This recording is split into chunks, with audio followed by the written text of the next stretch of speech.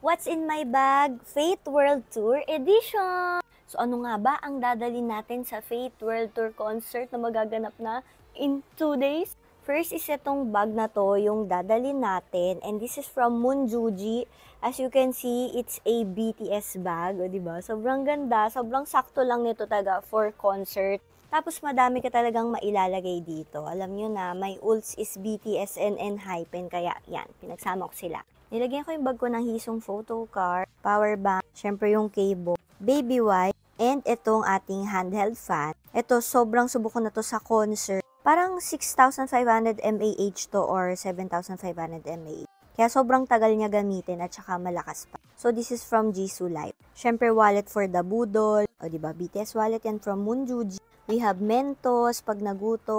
And also, para mabong hininga. We have the blotting paper na ano nangyari na dito. We have salamin na may bite me sticker. We have this pabango. May isa pa akong pabango na gagamitin kasi ile-layer ko siya. We have alcohol na re-refillan ko. We have the Tita Level inhaler. And pangpahid sa balakang, sa paa na magiging masakit after concert. And then another pabango for the layering.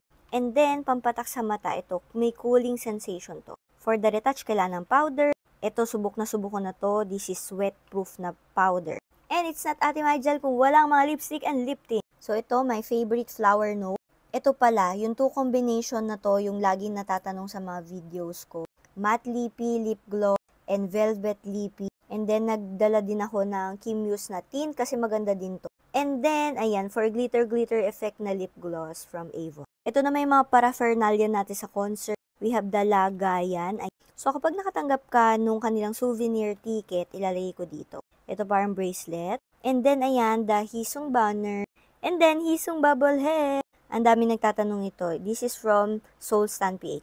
Tapos, mamimigay ako sa concert, ayan, sa mga friends ko, no iba pang Enhypen bubble head. And then, yung cellphone na gagamitin natin for the concert, fan cam, record naman kung ano-ano.